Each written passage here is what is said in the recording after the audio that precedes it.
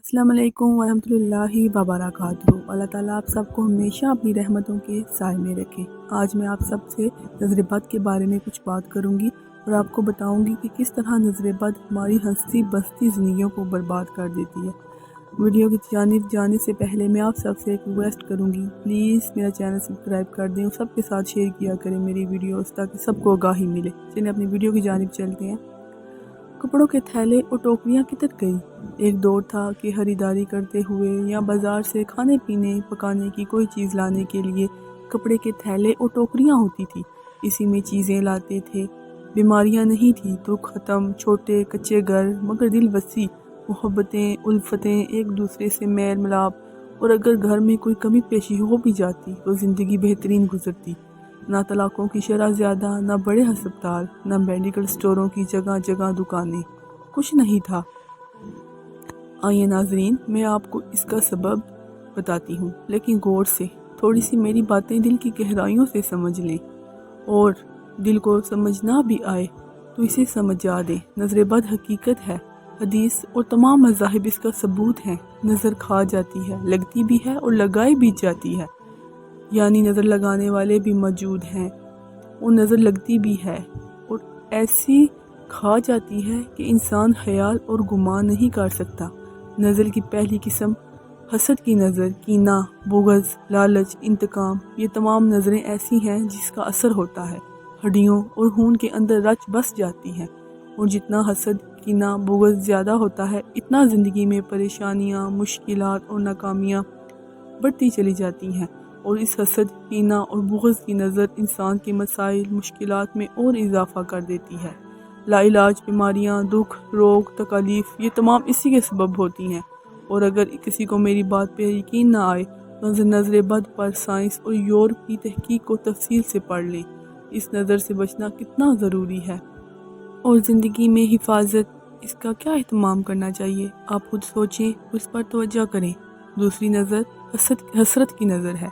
इसके मायने ये हैं कि आप खाना, गोश्त, फल, सब्ज़ी, दूध, दही, मज़ीद खाने पीने की चीज़ें ऐसे अंदाज से घर ला रहे हैं कि सारी दुनिया इसको देख रही हो।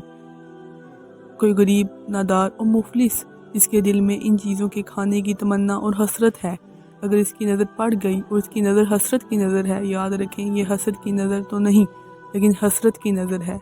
हसरत की नज़र भी अच्छे अच्छे लोगों को खा जाती है। अच्छे खासे लोग सेहतमंद बीमारियों, दुखों और तकालीफ में मुब्तला हो जाते हैं, और ऐसे तरीके से मुब्तला होते हैं कि ज़िंदगी सारी उम्र टेस्ट करवाते करवाते दीवाने हो जाते हैं, लेकिन वो टेस्ट नाकाम, इंसान नाकाम और सदा का बीमार रहता है।